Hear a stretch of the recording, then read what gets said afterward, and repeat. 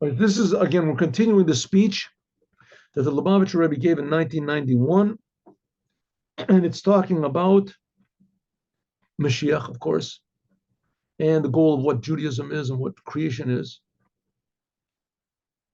and how this was prepared and begun by Abraham, Isaac, and Jacob, and here especially Jacob. So if we remember from yesterday, we said that Yaakov, he was going to make a new world. He was going to reveal godliness in the world. He was going to do what Adam failed in doing. Adam was 2,000 years earlier, but he said, what did Adam, what was he supposed to do? Adam was supposed to perfect the world. That's what Adam was supposed to do. But now the world has descended and descended and descended, more and more confusion, more and more the frustration in the world, more darkness, more destruction, to the point where Esav, Yaakov's brother, Yaakov's brother, his father, they were twin brothers. Esav becomes like the epitome of bad, of evil. But he's got a close second, or maybe he's the close second, I don't know. And that is Lavan. Lavan Arami. Well, Lavan is the brother of Rivka. He's Yaakov's uncle, Lavan. And so we got big problems over here. Yaakov has to deal with all these evil people in the world. And not only does he have to deal with them, his goal is not just to survive. His goal is to begin the Jewish people. All of the 12 tribes, 11 of the 12 tribes, they were born in Lavan's house, right, in these terrible conditions. So what's the preparation Yaakov makes for this? He lays down and goes to sleep. And so the Rebbe says, what does that mean? He went down to go sleep. He didn't just lay down and go to sleep because he was tired. It said he worked 14 years. He learned for 14 years Torah, and he didn't go to sleep. So if he didn't go to sleep then, all of a sudden he's catching a nap now for 14 years, making up 14 years of sleep loss. What does it mean? What can he say? So the Rebbe said, no, the sleep that he did, there's a bad type of a sleep where a person becomes unconscious. And then there's a good type of a sleep. What's good sleep is that it says that he laid down. When a person goes to sleep, his head and his body are on the same level. So that can imply that your head goes down to where your body is and your body becomes dominant. Or maybe it can imply that your body goes up to where the head is. It's on the same level. And what's the benefit of your body being the same level as your head? What's the benefit? Is that everything you do with your body is only according to what's in your head. How can you do a good level like that? So it says it has to be something that's higher than both of them, that makes equal, like we just finished talking about, that equates the physical and the spiritual, not negates the spiritual so that the spiritual becomes dissolved in the physical and everything is just physical, but it elevates the physical so that it becomes connected to the spiritual. How can you do that? It has to be connected. There has to be some force which is higher than both of them that you can devote yourself to. Like, yeah, again, Daniel in the lion's den. What was Daniel in the lion's den? Daniel was a person. A lion is a lion. Two opposites, right? A people and lions cannot get together. But you don't put a lion in a. There's some people, there's unusual cases where there's, but generally speaking, lions and people do not remain separate long. The lion eats the person, and that's it. The lion becomes dominant. And so how can you make it, in this case, the head, that's like a person, and the body is like the lion. How can you make them come together? So it says, let's take the example of Daniel. Daniel thought about God. Daniel was so devoted to God, and he thought about God, that God is creating me, he's creating the lions, he's creating everything that's happening. He was connected to God, because he was connected to something higher. So therefore it made equal the lions and a person. It brought the lions up to the level of a person. The lions went according to what they were conscious of, not according to what they wanted. They were tremendously hungry. Something similar to the animals in Noah's Ark.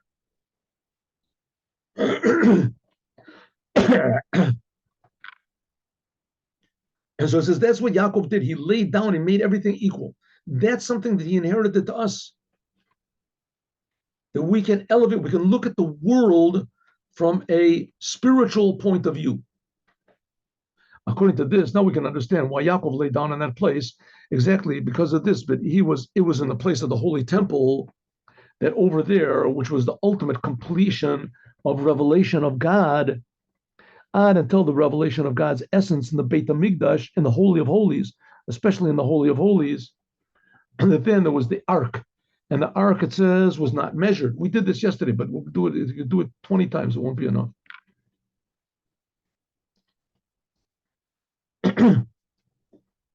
Yaakov laid down in this holy place, which is going to be the holy, where the Holy of Holies was.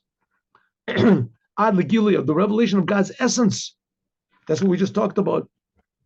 So there'll be a house for God, what Yaakov said. In the Beit HaMikdash, and especially in the Holy of Holies, that there it says the Aron, the Ark, was not measurable. And there he did, what did the Yaakov laid down to sleep? He said he laid down to sleep in a good way, uniting a total unification between below and above by means of revelation of God's essence. And this is what it goes immediately. That he dreamt that there was a Yaakov. What did Yaakov dream? He dreamt that there was a ladder, and the ladder was standing on the ground, and its head reached into the heavens, and there were angels that were going up and coming down, and God was standing over it. What does this mean? It was joining the arza, the earth, and the heaven by means of God standing over it, like we said with Daniel in the lion's den. The upper part and the lower parts were united by something that was higher than both of them. By God's essence. And this was automatically, automatically, nimsa im shom gam kol malachim. Therefore, automatically, there were all the angels. The angels, everything in the middle became functional, and because there was unification of the physical and God, the essence of the Creator, that were revealed. That's what Yaakov had a dream. He dreamt there was a ladder, and this ladder joined together the lowest of the physical and the highest of the spiritual altogether, because God was standing over. That was, he realized that's his job. Yesh Lama, we can say, this is also the explanation of Panemius and Inyanim in the inner Kasher that went. But Yikatz Yaakov Mishana. So when Yaakov woke up, then by Yomer Achen, he said, God is in this place. Anochi lo yadati, and I didn't know. That's what he said. God is here. I didn't know. What do you mean I didn't know? Just say, God is here. Well, look at this. God is here. It's obvious he didn't know first. Shagili, because the revelation of God is l'mayla from michinas dat. He says, even now I don't know. Anochi lo yadati means not I didn't in the past, I didn't know. It means even now it's above understanding. It's above any comprehension. It's here, I'm certain of it, but I can't understand. It's the essence of being is revealed here in the world. Incomprehensible. The cave and sins, shiadia, because knowledge is up. That's like the head. Knowing is in the brains which are in the head.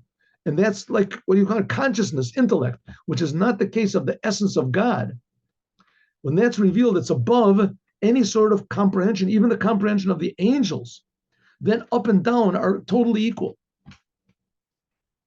Just think about it. I mean, if God has the ability to create an angel, and it says that if a person would see an angel, he would go insane. It's like opening up the door and there's a big, huge dog standing there. Right? You ever did that? I remember I went once to somebody's house, and he had there was a dog house in the front of his house. I didn't know there was anything there. I got close, and all of a sudden this huge Doberman pinscher jumped out. Luckily, he was on a chain.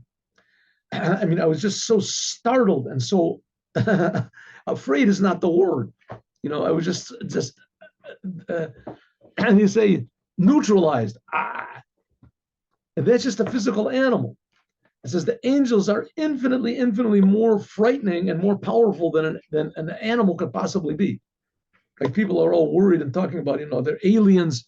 They're spaceships. We saw them. The army saw them. The Navy saw them. The American government has been keeping it quiet for so long. Here you've got angels that destroyed a whole cities with Abraham, and nobody's keeping it secret. It's written in the Torah. There it was 4,000 years ago. Abraham says it clear. There came an angel and they talked to Abraham. They talked to him and they destroyed the whole city of Sodom and Gomorrah.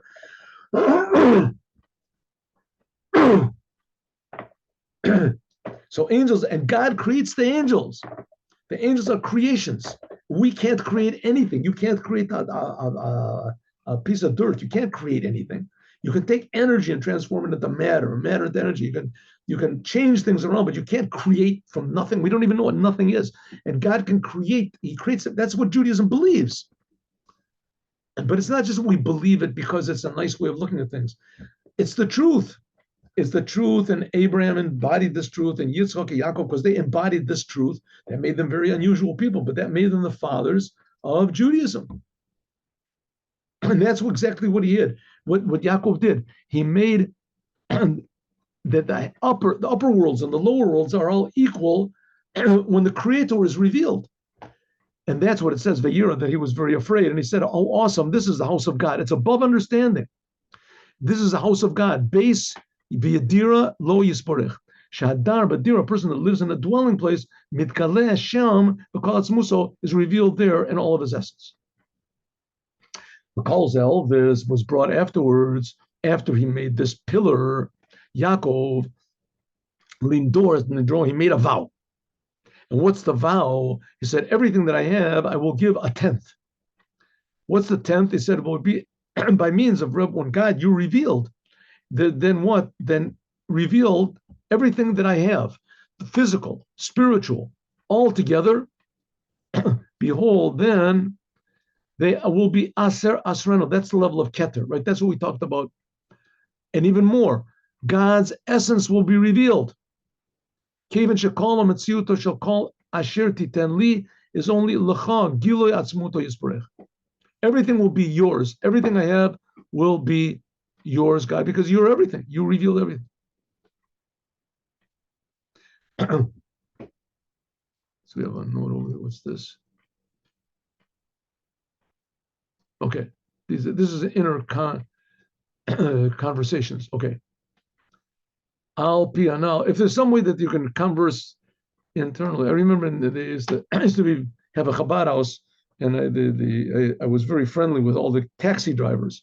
So when they would drive, they would talk to one another and joke around with one another. And the person that was sitting in the control booth would say, don't talk to each other. This is only for messages. This is not for personal messages. Of course, they didn't listen to him, and they would always talk. Anyway, so as much as possible, this is in the chats over here, the chats. Okay, so what are we saying? According to what we said before now, we can understand what Yaakov did when he took the stones of the place and he put them around his head. And he laid down in this place.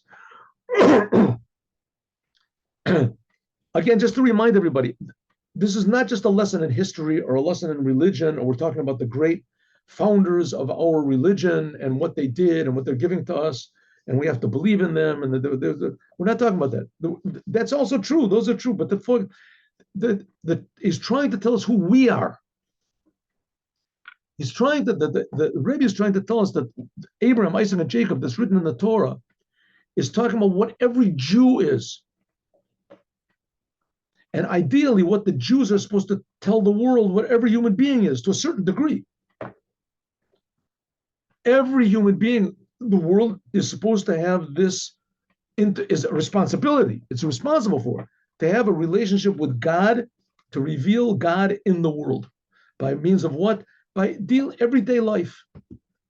Every moment of your life, to think, how can I be more positive? How can I do something to improve the world, to improve the situation around me? How can I react in a positive way, act in a positive way, think in a positive way, speak in a positive way?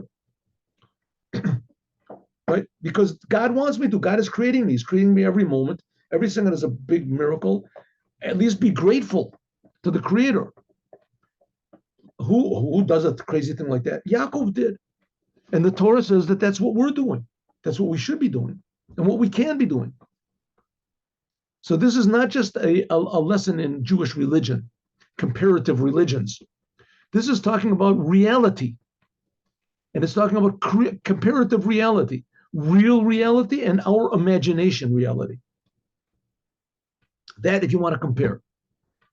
Now, according to what we said before, now we can understand the idea that he took from the stones of the place and he put it around his head and he laid down in that place. What it says that he put it around his head, Rashi says that he made sort of like a wall around his head because he was afraid of the wild animals. And there began an argument between the stones. One stone said, listen, there's all these stones around. Some people say there were 12 stones, but all these stones are around my head, around his head. Each one said, well, one second, one of us has to be the one that Yaakov puts his head on. He lays his head on. And they had made a big argument. His head should be on me. It should be me. V'zot omer, it says, Miyad omer, God made one stone. Even though it says Mam Moel, so the whole story doesn't make any sense. This is what the Midrash says. Okay, so first of all, it says that he put them around his head. And now he's saying, no, the one you put his head on one. So if you put his head on one, so that stone is not around his head. Not only that, what's the story? He put him around his head because he was afraid of the wild animals. Well, wild animals only attack people's heads? Well, he didn't know. Even though the Lechiora, what could possibly help if he put a little wall around his head? The animals, they could take over the rest of his body. Masbira explains, the Maforshim, the different commentaries explain, Shamnam Kavanas Rashi, the intention of Rashi is, She Yaakov, Hekiv, it called Gufo, that really he surrounded his whole body with stones. The Lochin, therefore, Gam Dayak, he says, Marzev. Therefore, they use the language of a Marzev. A Marzev is like sort of a fence. Shezeh, Shem, Tsinor Katan, Sheyotze Min Mazlichet. It's sort of like the pipe that comes down. It's not Shaykh Marzev, Lakashish Sham Mazlicha. There has to be a place where it pours down from. And so, in other words, there had to be something around him. Marzev was just one little small thing that came out, but around him, there was all the stones were around him. So the Marzev was just like one little stone that came out. Says the Rebbe, okay, that's what some of the commentaries say. And you have to take them seriously. These are genuine commentaries. We're talking about these are genuinely God-fearing people. But generally speaking, we have to understand, according to what we said, so why did the sentence say that he put them around his head? If really it came from this Marzev, was just something that came out from a fence that went around his whole body, so why does the Torah say that it only went from around his head? And number two, the whole thing is, what ma mitbatet hatzalah? How could you see that there was? How was it brought out that Yaakov was saved from the wild animals by making a little fence? They could just jump over the fence. Okay, so we'll say they made a fence, but it wasn't around just his head; it was around his body. And there was one little thing that came out of this. The animals can jump over the fence. I mean, a lion or something like that, no problem, right? They jump in the trees. So what's going on over here? What did Yaakov do? Right? At first glance, this is one of the most, I call it impractical and incorrect camping advice you could possibly give. Right? You're going out camping in a place where there is wild animals, so take some stones and put them around your body, and then one should come out to your head, and you'll be okay. This is not going to work. It's definitely not going to work. And it says the Rebbe, well, then why did Yaakov do it? What was he doing? And why did the commentary say to protect him from the wild animals? Says the explanation like this. And we can do it only according to Chassidut, because if not, it's not understandable. The idea of Yaakov that he took the stones of the place and he put them under his head, this was a spiritual thing. And this drew down and revealed into the physical world the light of the soul with a greater power. So again, like we said, let's go back to the story of Daniel in the lion's den. Daniel didn't have any protection. He didn't have any stones. He didn't have any walls. He didn't have anything. Daniel was a complete tzaddik. It says in the Talmud that Daniel, he was fit to be the Moshiach. Fit the Moshiach. It says the Moshiach comes from the living, it'll be Daniel. I'm sorry. That's it. I'm sorry. It says if the Moshiach comes from the living, it'll be like Rebbeinu HaKodesh, Rebbe Yehuda Nasi, and if he'll come from the dead, he'll be like Daniel. And if there's Daniel will raise from the dead, he could be Moshiach, according to one opinion. So in other words, Yaakov, by fixing himself up, he became like Daniel. Now, what did he have to do to fix himself up, to save himself from the wild animals? So he said like this. This is the whole idea of the stones. He had the stone means power. A stone is immovable, big stone, you can't move it. Kasher mitgalit, when there is revealed, metziut gashmit, the physical world, metziut emitit, the true essence of the physical world, the soul of the physical world. Azai then, ein lahalem laster alagashmius shum tefisat makom. Then the bad part of the physical world that it conceals, that doesn't work. The concealment of the physical world doesn't conceal. Umemelis automatically, lo yacholot chayot wrote, lazik Yaakov, they couldn't harm Yaakov. So again, let's take the example again of Daniel in the lion's den, right? So Daniel's in the lion's den. What happened? Daniel suddenly, he was an example of like a holy temple, a walking holy temple. He knew and he felt the truth that God is creating everything. There's nothing outside of God. Everything that happens is God's making it happen. Everything that exists, all life in the world, all nature, the nature of lions to tear people up, the nature of this, it's all being created by God. The whole thing is a big miracle. As soon as the lions were in a place where they realized that there's revelation of God, they were happy. They felt good. They were all unhappy because they didn't feel any purpose they were created for, just to eat and to live. As soon as they were around Daniel, it was a whole new world. It was a whole new world. Like we said, like the animals in Noah's Ark. Suddenly they realized that and the animals, the lions, and they felt godliness. They felt good. As soon as they felt good, they didn't want to kill anymore. You know, life is a precious thing from God. As soon as Daniel was taken from the lion's den, then they ate up all the people that were thrown in afterwards. No problem. He says, what happened was the lions themselves realized, consciously, unconsciously, that they're creations of God. And God wants there to be in the world life. What are the lions going to do? How are they going to? God will take care of them. God's creating them. He'll take care of them. It was a little bit more than the Noah's Ark. Because Noah's Ark, he had to feed them all the time. Of course, it was a longer time they were in the Ark. But nevertheless, when you feel godliness, you feel true reality. That's the point. You suddenly feel that what I thought is real is not real. I'm infinitely more important and real and alive than I think I am. And suddenly the lions, they felt this. And the same thing is with Yaakov. As soon as he revealed more godliness, integrated godliness more and more into his personality, to his awareness, to his body, then the wild animals couldn't do anything to him. There was no more destruction in the world. Because the place where the godly soul is in the brains and the head. That's what it says in the Tanya, the ninth chapter of the Tanya. Umisham, from there, it goes to all the limbs, and therefore, Iker Giloi, the main revelation of this godly awareness, this godly feeling, is in the brain, namely the avanim, what's the real source of the stones of reality, of the physical world, is in the brain and the head. So therefore, that's what the Rashi said, Techilas Maribo, that the stones were arguing one with the other. One said, I want Yaakov to put his head on me. One said, no, I want him to put his head on me. This argument between the stones was, like the different commentaries explain, between the stones which are in the marzev, that these are only the stones that came out. According to some of the commentaries, there were two types of stones. There were stones that he put around him, and there were stones that he put under his head. Those stones that he put under his head, those were the ones that argued. They were the ones that were around his head.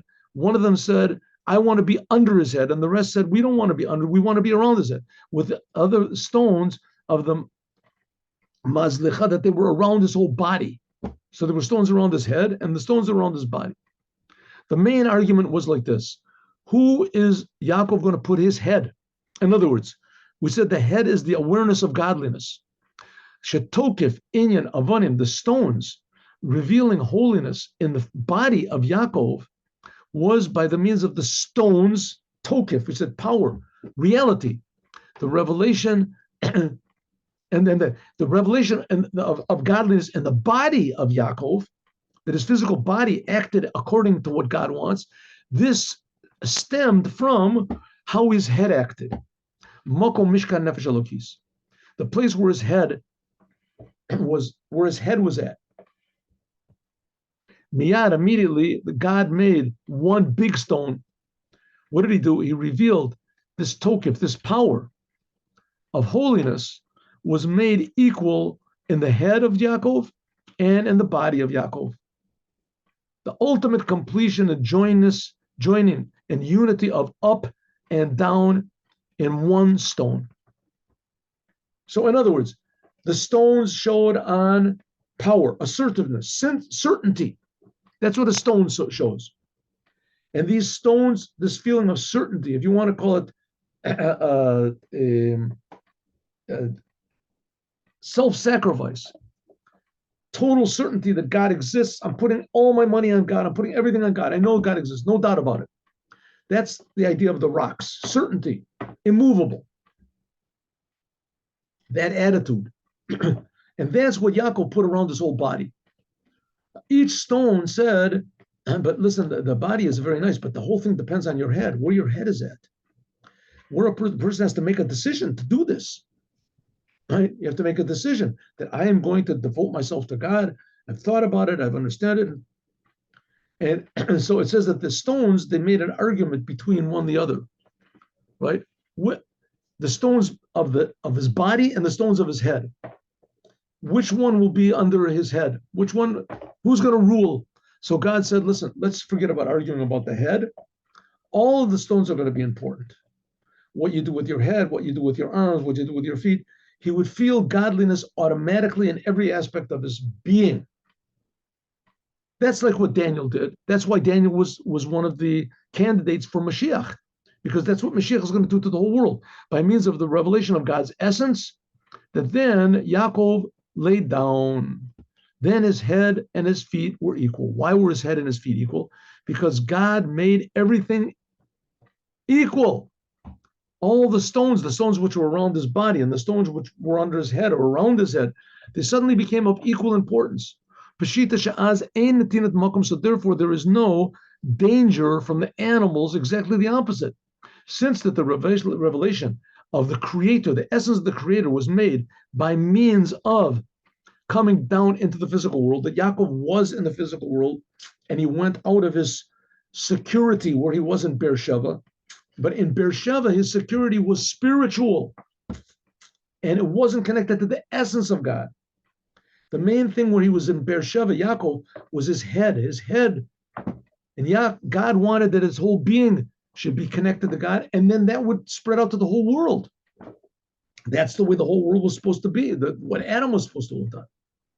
Kavan, sin, Shagilei Elokus, the revelation of God, of above, is because of all these revelations, like we said before, that's holiness. And the lower world, where Yaakov left Beersheba, and he came out into the lower world, that's where God is concealed. Charon, it says the burning anger of God, the places where they did everything they did to go against what God wants. So when Yaakov went from a high place, from the head, into the low place, which is like the body, this arouses a blessing from the essence of God, which is not in the category of up or down at all. Therefore, this was true holiness by means of the stones. Stones are like domim, they're minerals. They don't think, they don't talk, they don't act. A stone. This was made by the Matseva, one big stone that he made, but for the house of God. That's the base Vadira lo yisprech l'atzmuto, for God's essence. Okay, listen, what is the Rebbe trying to get at over here? We don't understand, there's no way that we can comprehend how good reality is. How good reality is created by God. And there's infinite levels of revealing this godliness in reality. And there's all the spiritual worlds, all the angels are going berserk all the time, right, about godliness. And that's all they think about. Godliness. because it's so important. It's so real. Here you get people in the world. You can see examples of this in the physical world all the time. There's people that are professors. All they think about is mathematics. There's people that are musicians. All they think about is music. There are people that are movie stars. All they think about is their fame. That's all they think about day and night. Right? There's people that are into the destruction. All they think about is the religious people. All they think about is the religion. That's all that's all that's in their mind. So we see that people, when they feel something that's more real than their just normal mundane self, that they give their whole being over to it. The problem is all these things that people give themselves over to are only creations. They're not really ultimate reality. They're disappointing in the end. In the end, it's, what do you call it? A road that ends up with a cliff. Everything seems to be really nice. And all of a sudden, like a scam, everything seems to be okay. I got all the papers and everything. The Brooklyn Bridge belongs to me, and I only paid $1 million for it. I mean, there must be at least $20 million worth of iron in this thing. Not that I'm going to take taxes. And all of a sudden realize, wow, I was lied to. The person who sold me. Same thing. People go after all these things and think that they're God, and they seem to be really real, and it seems to be going okay. And suddenly they realize, wow, I was mistaken. It was a big lie. Yaakov went into this world of lies and deception and he saw the imaginary accomplishments. He went into this world to bring truth to the world, how important the world really is, how precious every human being really is, how wonderful it is to connect yourself with the true reality, not going to heaven. We're talking about in this physical world. It says the whole world then becomes a house of God, a house and a dwelling place for God, for God's essence. According to this, now we can understand also what it was when Yaakov went to Haran, that by means of this, he was able to overcome all of the difficulties in Haran. Now, if you look at the story, it's not so simple, because it says that Yaakov went down there, and now we're learning that before that he had all this preparation, right? He went to the stones united, and his head and his body were equal, and God was revealed, and everything should have gone smooth. That's it, huh? Didn't happen that way. God went down. Yaakov went down, and all he had was troubles. And Lavan tricked him right and left. And he said, wow, I want to get married to your daughter, Rachel. He said, absolutely no problem. This is exactly what I thought. You are a man of my heart. I'm so happy to have you as my son-in-law. And he tricked him, and he gave him the wrong woman. He said, hey, you gave me the wrong woman. He said, oh, no, that's what we do over here. You want Rachel? I should have been more clear. Okay, good. I'll give you Rachel also. But you have to work.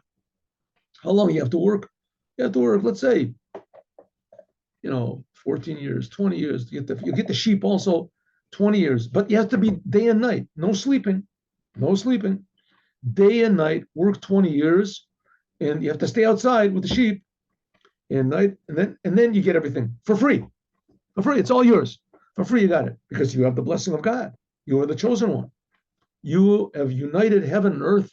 The essence of God is revealed in you. Therefore, work 20 years nonstop, and you get the whole thing. What type of a deal is that? That's terrible. It says that's the whole idea. Yaakov, by going down, he had the power. He got the power to overcome all these difficulties. And that we're also given the power, God willing, we won't have so many difficulties. Yaakov already went through the difficulties. Okay, now we'll have the Yom Yom. I can't do this. Here we go.